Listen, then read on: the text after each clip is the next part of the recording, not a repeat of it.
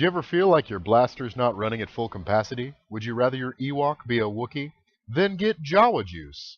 Guaranteed to blow your mind like a Zeltron bachelor party. Jawa Juice. Not approved for human consumption. May cause immaculate conception in males. Correlations found with Jawa Juice and uncontrolled nocturnal scavenging. Claims not approved by Galactic Drug Administration. If erection lasts for more than 4 hours, set hyperdrive to the Zeltros system for immediate recreational assistance. Before we start asking questions, could you introduce yourself to the listeners, like who you are, what your job is, and what are some of the things you've written and done? Yeah, my name is Bryan Young. I'm an author and a film producer. I've produced documentaries that you can find on Netflix, though they're political in nature. And I write books. I've got 4 published works out. My latest is a science fiction book called Operation Montauk. I write about, I'm a Star Wars journalist online. I write about Star Wars for Huffington Post, and I'm the editor-in-chief of a website called Big Shiny Robot. And I also have a weekly column in Salt Lake City's Alt Weekly paper about geek issues. So Okay. that's the extremely short version of what I do.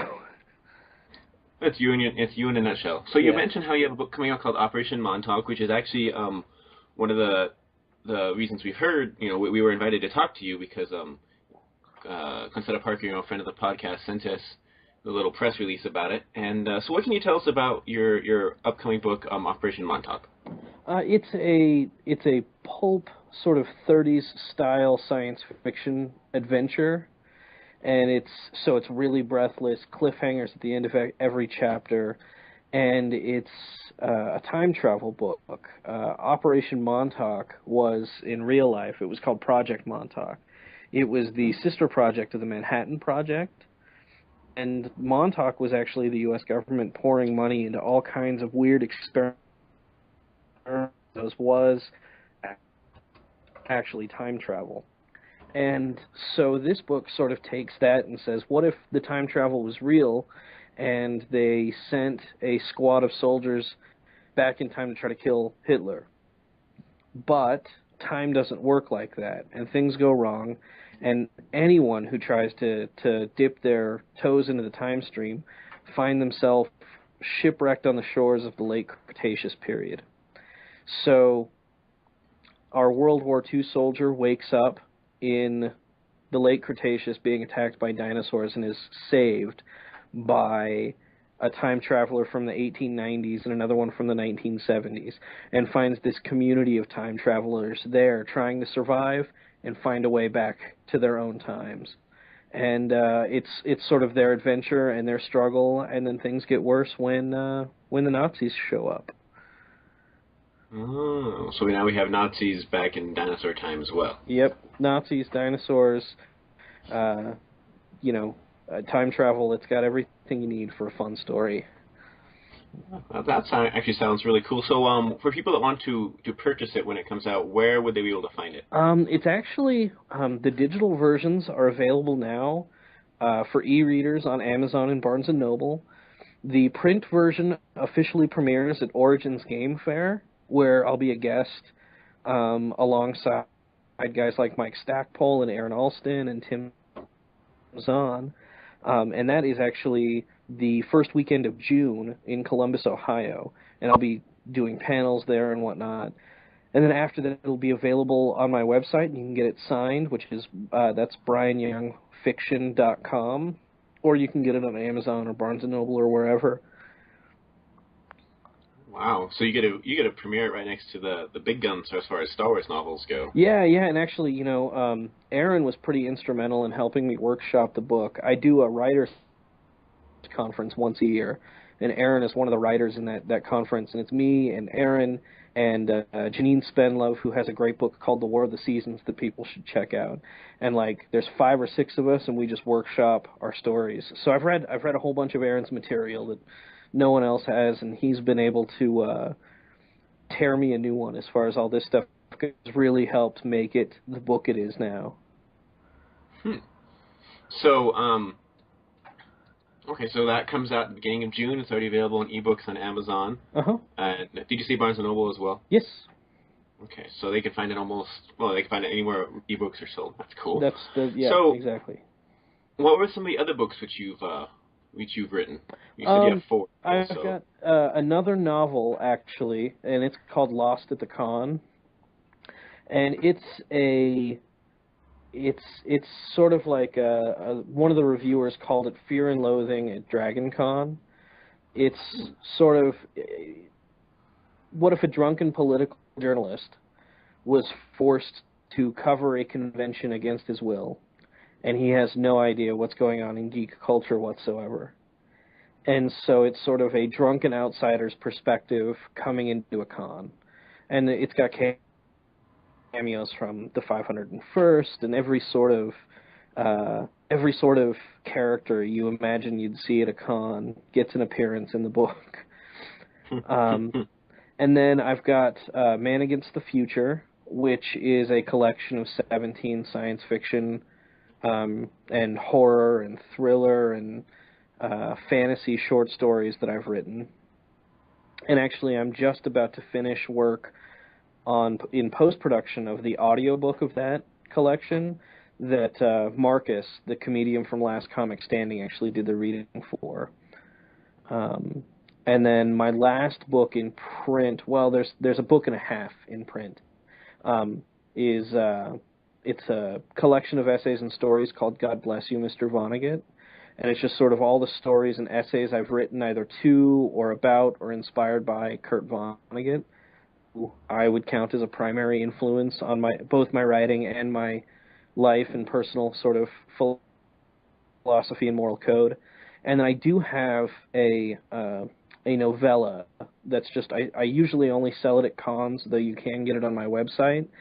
And it's called The Colossus, and it's a steampunk adventure, and it was part of Mike Stackpole's Chain Story project. He invited a whole bunch of authors to contribute stories to this project that he began, and all the stories have the same sort of opening scene that connect to the last story, and that was my contribution to it, and it's available digitally, but in print, I usually only sell it at cons, so...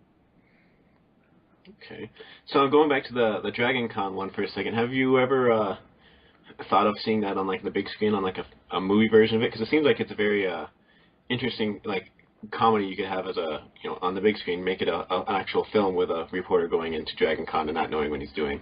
I have thought about that. It's something I'd love to do. For the films that I do, I'd love to try to do that, but I would really... It really comes down to legal aspects, like what counts as parody and what doesn't. So would I be able to use stormtroopers in the movie? Would I be able to use Doctor Who and Batman and all these other characters from across, so I've got legal questions about that. If I could figure all that out, I would do a heartbeat, because I think it would be a really funny movie. And, the book is very much sort of like a Fear and Loathing in Las Vegas homage. And what better place to set something like that than a convention as crazy as Dragon Con? Well, have you seen? There was a recent movie that came out, a Morgan Spurlock film called Comic-Con Comic-Con Episode 4, a Fanboy's Hope or something like that. Did you get to see that movie? Because that movie used Comic-Con quite well. The thing is, though, is that this book an adaptation of this book would obviously be fictional. Yeah. Which, in a documentary, there's a fair use provision that allows you to shoot documentary footage of copyrighted material and be able to use it without having to pay the copyright holders. So Morgan Spurlock's documentary falls under that fair use provision. And a film, a feature film, a narrative film, a fictional film might It might still be worth looking into, though, to see what access they were able to get, and how was he able to get all those shots? Because there's some really interesting stuff they were able to get from Comic-Con, and most people at Comic-Con are more than happy to help. Yeah, no, and I've been toying around with some documentary ideas surrounding Comic-Con as well, and that place is a madhouse. I've been to probably geez, 12 of the last 15, and it just keeps getting bigger and more oppressive as far as the amount of people there. Are you going to be going to Celebration 6 in the fall? Absolutely. I think they haven't made any announcements about panels, but I'm crossing my fingers that the two panels that I put in, I'll be doing, and one of them hopefully is a reprise of the Why We Love the Prequels panel that I did at Celebration 5 with Dave Filoni and James Arnold Taylor and Kyle Newman and Tom Hodges and Jesse Hildreth, one of the lighters on the show on Clone Wars from Singapore, and Eric L. from the ForceNet. Well, half of those people are already announced as guests, so yeah, we'll see how many more of them will. Actually, I'm quite sure they're all going to be there, regardless. Yeah, I'm pretty sure they're all going to be there. I don't think you can keep Kyle Newman away. No. We'll be there in August. It's actually going to be my first con I've ever been to. Oh, wow. And I just happened to get a media pass, and so it was like, oh, I have a media pass, and it's my first con. It'll be interesting. The celebrations, I'm not sure how this one will be, but the last one was absolutely the best con I've ever attended as media. It was fantastic. It was just well run across the board. Well, I hope so. It was going to be my graduation present to myself. Yeah. So it'll be a fun little present. We get to see, what all the other Star Wars fans are doing. And there's a lot so of you call yourself a Star Wars fan, and you've mentioned how you're doing a defense defense for the prequels and so on. So, okay, that's what our next topic is going to be. Over the years we've had lots of, I'd say, hot and cold responses to the Star Wars prequels. I personally, one of my favorite Star Wars movies is Episode 1, because it's the most nostalgic for me. Yeah. So, what is your stance on the Star Wars prequels? We know it's positive, but why is it, so positive? What's your view on the Star Wars prequels and, I say, the Star Wars haters? Well, I think, oh man, that's such a big topic. I love the prequels. I absolutely adore them. I was there. I waited out in line, in Provo no less, for Phantom Menace for about a month. For me, it's very nostalgic, absolutely. Star Wars for me has always been about getting me through, it's been sort of like an emotional coping tool for me. I had a really rough childhood, really bad relationship with an abusive father, and Star Wars, really helped me get through that. And Phantom Menace is really the movie that came out sort of right after my dad was finally out of my life. And so it brought a lot of joy in that regard. And, Attack of the Clones came out, and it coincided with the birth of my son, whom I named Anakin. And Revenge of the Sith was one of the most just emotionally raw movies I've ever seen in my entire life. And when I like something, I like it 110%. And, the prequels just work for me on every level. As far as haters are concerned, for one, I think that there's less of them than they think.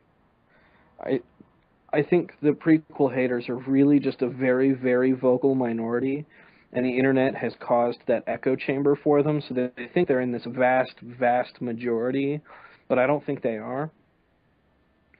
And my philosophy is that's cool, you don't have to like it, but the second you think ill of me, or try to use my like of the prequels as ammunition to try to insult me or something, that's where I draw a line. To me, it seems like the haters just sit around the internet, and as soon as an article pops up involving George Lucas or Star Wars, they just swarm on the comment section and don't even read what it says. Oh, no, absolutely. That's... My article that I wrote for the 10th anniversary of Attack of the Clones was a very emotional story about the birth of my son and my relationship to the film and how that all worked. And I'd say about half the comments I got on that article were about how bad Attack of the Clones was. And it was guys, you literally didn't read the article. What I don't understand, if you're going to comment on this, please comment on the substance of the article. You know, I did, for Den of Geek, quite a few years ago, I wrote a pretty solid scholarly defense of Jar Jar Binks. I don't mind Jar Jar. Is he obnoxious? Sure. Did he ruin Star Wars? Absolutely not. Did he serve a purpose? Absolutely. And I went through and just sort of explained mythological precedent and story precedent for characters like Jar Jar, why he worked for little kids, morals of the story that people seemed to just miss completely because they were so blinded by their anger for him. And that article still gets dozens of comments all the time, and they're all just like, Jar Jar sucks, you're an idiot, you don't know what you're talking about, and they don't address any of the individual facts of the article. It's just blind hate. Yeah, and I remember the past couple, past year and a half, when we've had all this news about, Clone Wars, or about the Star Wars live action show, or Red Tails, or the Star Wars, the breast cancer drives and so on, all involving Star Wars characters. It's always really sad when you see all the comments are just on, George Lucas raped my childhood. Yeah. Or, well, they drove Katie Lucas off of Twitter.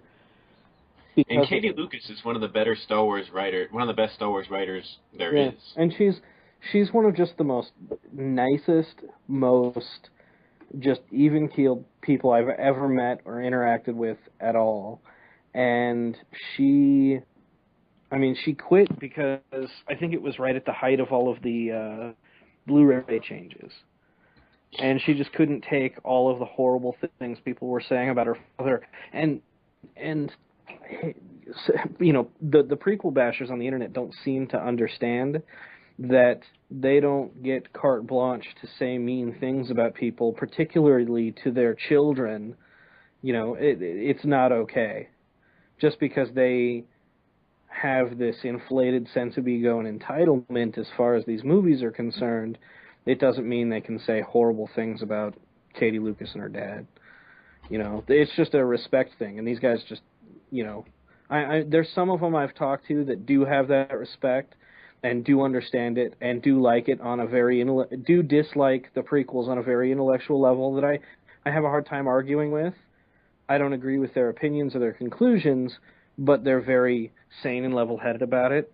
But by and large, that vocal echo chamber on the internet is the sort of people that wouldn't hesitate to, tell George Lucas's daughter that they wish their dad was dead or something, something horrible like that. It's just not okay. Well, they repeat some of Oswald's comments where he said you go back in time and kill George Lucas to make it so the prequels don't happen. Yeah. Comments like that are just absolutely ridiculous. Yeah, I don't know. I think Patton Oswalt, he has this odd sense of entitlement as well for geek culture. And his essay about how pissed he was that geek culture is becoming more mainstream was, I think, a little whiny. That it was almost like being a geek used to be akin to being a hipster, and now that it's all popular, I don't know if I want to be that anymore.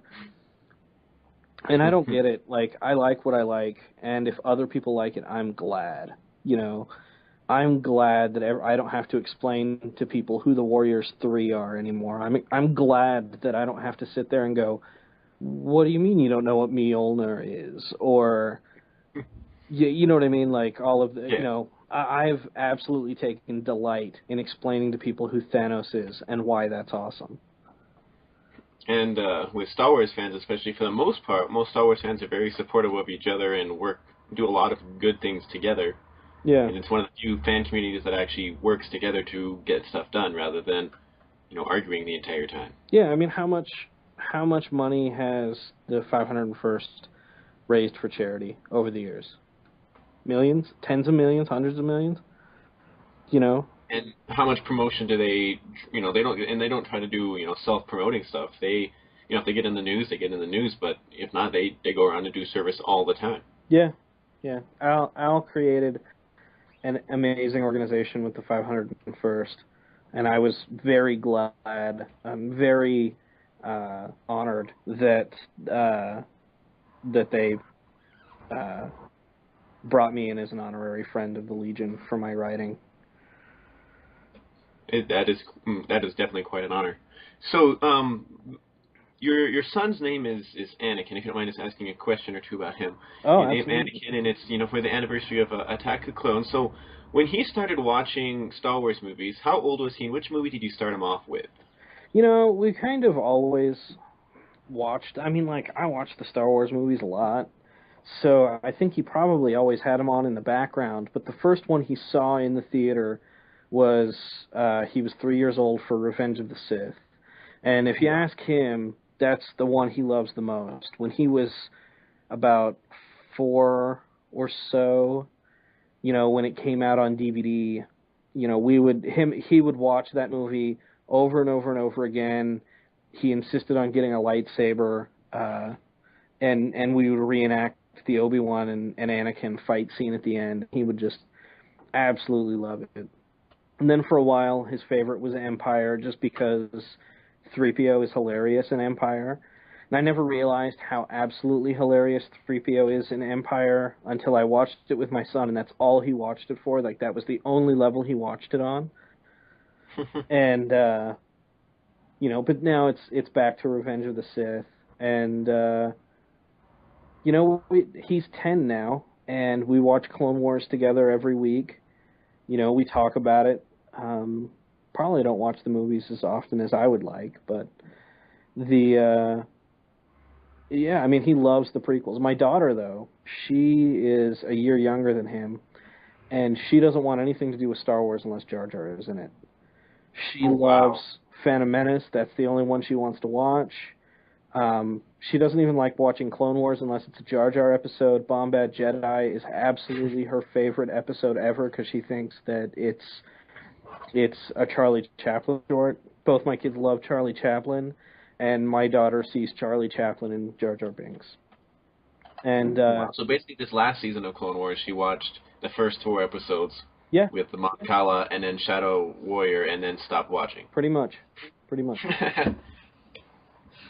So what's your opinion on Clone Wars, then? Oh, I love Clone Wars. I think Clone Wars is one of the smartest shows and one of the most well-written shows on TV right now. And as a filmmaker and someone who absolutely loves cinema, and hopefully they'll give me this panel at Celebration 6, but the other panel is film influence on Clone Wars. There are, every episode you can pick out a film specifically that they really went to and embodied, and I've been able to use it to show some of these movies to my kids, or to use it as to show my kids, or to tell other people about other movies that they should check out. One of my favorite episodes is Senate Spy, where Padme is sent to spy on an ex-boyfriend, and Anakin is brought along as her bodyguard. And there's all these kinds of jealousy issues there. And it's a direct remake. It's a 28-minute masterful remake of Alfred Hitchcock's Notorious with Cary Grant and Ingrid Bergman and Claude Rains. And it was one of my favorite episodes. But sometimes they can get it wrong, too, like the episode on Mandalore where the Black Marketeers were selling tainted juice drinks to the kids of Mandalore. The students, where the kids were all dying? Yeah, it was it was sort of like one of my favorite movies ever, called The Third Man with Orson Welles, but they didn't hit all the right beats. But the fact that they even attempted it was so admirable.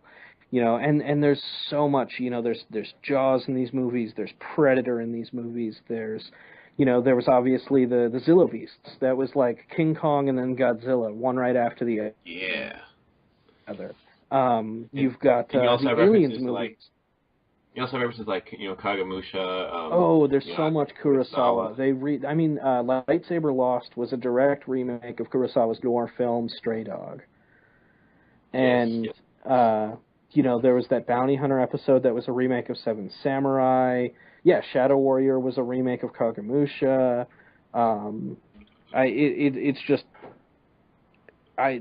That's what I like. That's why the show excites me so much.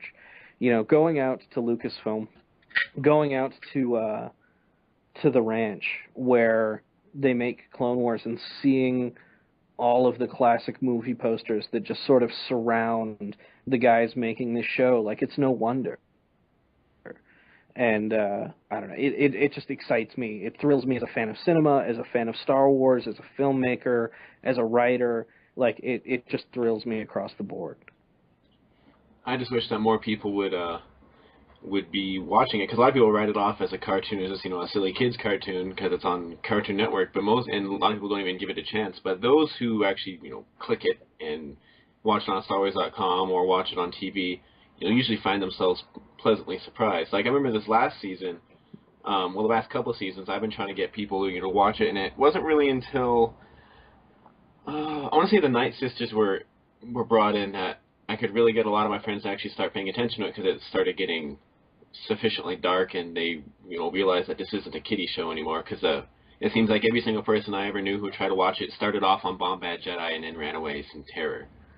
There's some great episodes in Season 2 that I find are really great gateways. It's the Brain Slug episodes, the Geonosis episodes, where Anakin has to interrogate Poggle the Lesser. Like, that moment pulls people in. Or the Cad Bane episodes where Mace Windu and Mace, Obi-Wan, and Anakin all tag team Force Probe Cad Bane. Ah, yes. Moments like that really draw people in. Cad Bane's a really cool character. And again, classic film reference. He's Angel Eyes. He's Lee Van Cleef's character from the Fistful of Dollars movies, or the Man with No Name trilogy. There's so much of that kind of stuff. It's just dripping in classic film. And they're always very good at leaving us at a point where we demand more Clone Wars as soon as it's done, especially this last season where it ended with, oh, look, Darth Maul's back, and surprise. Yeah, no, I a lot of people were very annoyed by that, but I think it's great. I can't wait. It's been done in the comics enough that I really had no issue with it. Well, I did an interview with Sam Witwer, who does the voice, and the take that they're going for. I don't know if you ended up if you had read my interview with him, but he gave a lot of teases to what's coming up next season, and it really seems like they're sort of changing the universe and the Sith Order in ways that I never thought was possible. And I asked Sam point blank, like, do you think that Maul coming back and the stuff we're going to see that I don't even know about in Season 5 or 6 or whatever, is that going to inform Palpatine's decision to rebuild Vader instead of leave him for dead? And I think the answer was, I think so. It's going to be interesting for sure, because I know all we've seen so far with the teasers is, we know Death Watch is definitely going to play a little bit bigger role, and we know Darth Maul is definitely going to play a somewhat major role. Well, Filoni's been saying for a while now that Death Watch, back when they started, they started around in Season 2, right? Yeah, Season 2 is when they first started, and they had the whole Karen Travis. And, I think it was...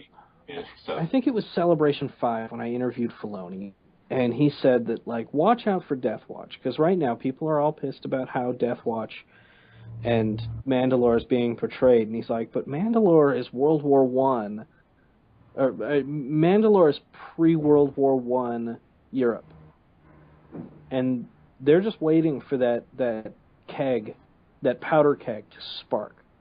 And that's something Filoni's been telling me for years, and I know it's been in the works, and I think that we might finally get that.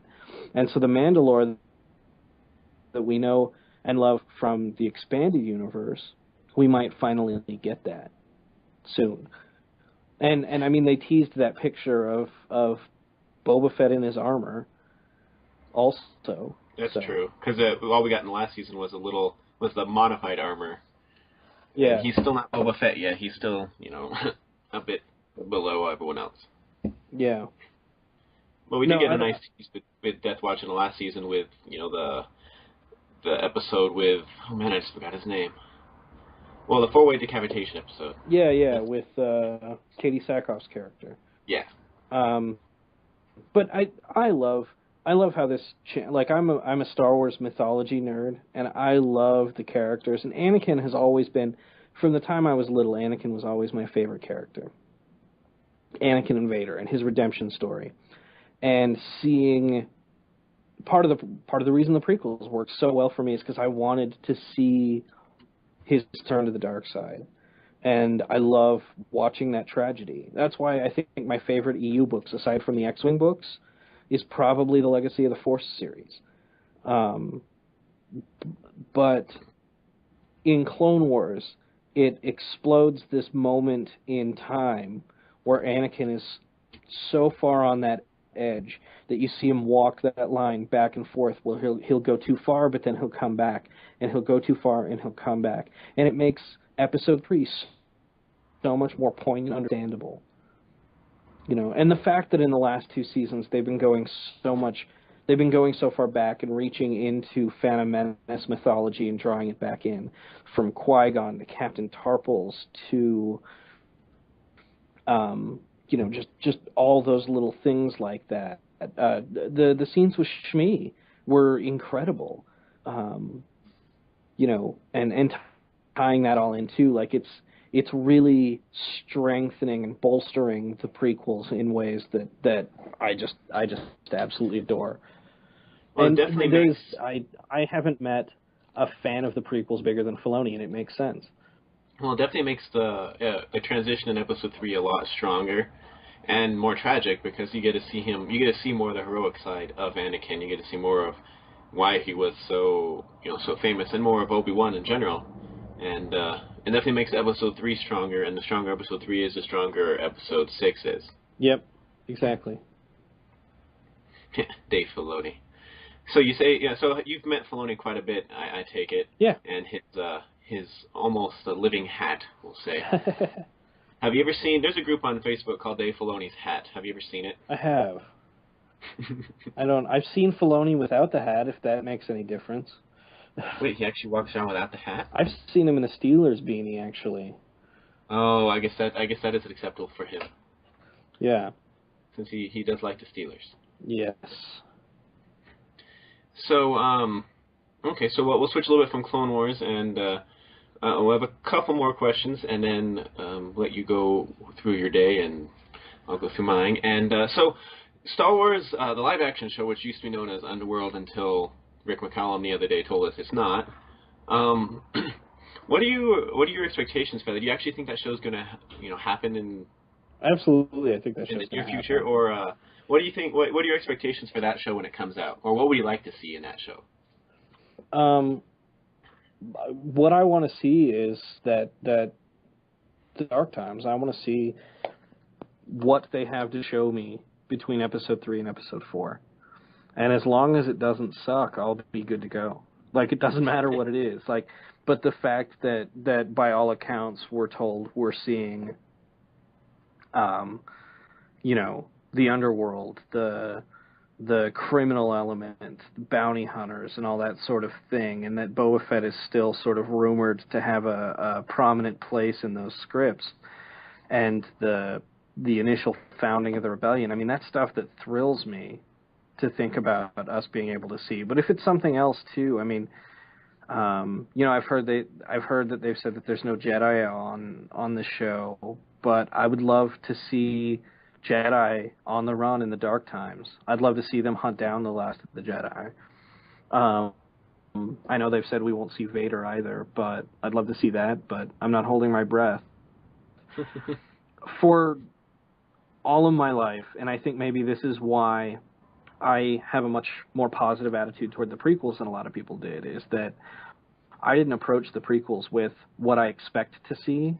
I approached the prequels from the very beginning, when I heard about them, not with the expectation of what I wanted to see, but excitement for what they were going to show me, if that makes sense. There's a huge difference there. That makes perfect sense. So rather than living on your expectations, you just wanted to see what they will show and go with what they show rather than what you think they will show. Yeah, I mean, I've told the stories in my head 100 times Or I would reread that moment in the Return of the Jedi adaptation where Vader, uh, you know, reminisces back to his wife, and it would give me the chills. And this was something written 16 years before Phantom Menace came out. And so I would take the prequels would be like, and I dwelled on them like anybody, but I didn't try to write the story on my own. I just wanted to see what story George Lucas was going to tell us. And yeah, I mean, sure, that storytelling got better as the years went on, but it started at a pretty high level as far as I'm concerned. I agree. For me personally, my view of the live-action show is probably the same as you've probably heard of from the Force Cast, where I'd like to see the Clone Wars TV show go up through Episode 3, have some episodes that take place during Episode 3, and have the live-action show at least touch on what happens with Ahsoka, what happens with Rex, have Cad Bane in it. Just carry on from Clone Wars, but make it live-action. I would love that. I don't see it happening, but I would like that too. I could see Cad Bane showing up, because I believe they did say that Cad Bane survives the Clone Wars. And that would definitely that would be good. And it would definitely fit in. It would definitely fit in what they are telling us, because he'd have to be a rival to Boba Fett for a while. Yeah, I like I said, anything they give me is good enough for me. That's the way. That's as long as it's not on Fox and they cancel after 10 episodes after they play them in the wrong order. I'm good. Yeah. Just keep it away from that network. Okay, so I guess one final question would be. Okay. Oh wow, I just forgot it. Oh, okay. So you mentioned how you're an honorary member of the 501st, and you've done lots of things with the Star Wars community, with panels at Celebration, with you're a big fan of the movies, you're a big fan of Jar Jar, the mythology and so on. So to the fans that are, and you even said your favorite books are Legacy of the Force, which are a little bit, well, some fans like them, some fans don't. We'll go with that. Yeah. So, to the Star Wars fans who are on the middle ground, who some of them are getting a little more jaded on the movies, on the universe in general, or on George Lucas. Some of them are still happy. What would you say to the Star Wars fan that's a little more on the jaded side, that needs some help push in the right direction to return to the universe they knew and loved, and to return to the joy which they found in Star Wars before? What would you say to them? I would say, find what you do love about. I mean, the thing is that the Star Wars universe has become such a vast construct that there's something there for everybody. Whether your only joy that you can find from Star Wars is tracking down a THX release laserdisc of the film, or if it's reading every book in the EU, or if it's reading every comic book, don't dwell on the negative. If there's something about a Star Wars thing you don't like, don't get pissed off about it. Shrug your shoulders and move on to the next thing that you do like. It's okay to enjoy stuff, and it's okay to have fun and enjoy the stuff you don't like. If people say Phantom Menace is such a bad movie, why can't they enjoy it the same way they'll go watch crap like Scary Movie? Why can't people find joy in it even if it's not what they wanted? And that's what I'd tell people, is just try to find what joy you can in it, because it's not worth it wasting time on negativity. Okay. Well, Bombard Radio listeners, this has been Bryan Young, author of the upcoming book Operation Montauk, which you can currently buy the ebook versions both on Kindle and from Barnes & Noble. It'll be available in paperback in the beginning of June. So find it and read it, and support our local Star Wars friend here. And you can also see him at the different cons, and hopefully at Celebration 6, where we'll see if we'll be running a panel. So we'd like to thank you for your time. Thank you for sharing with us, and may the Force be with you. Oh, thank you. It's been a pleasure. May the Force be with you. Water not working? That house cannon just not good enough? Nightmares becoming cripplingly realistic? Use Witch Away, patent pending. The #1 repellent for all Dathomiri infestations. Results may vary. If infestation continues, pull out and nuke the site from orbit. It's the only way to be sure. Not yet available.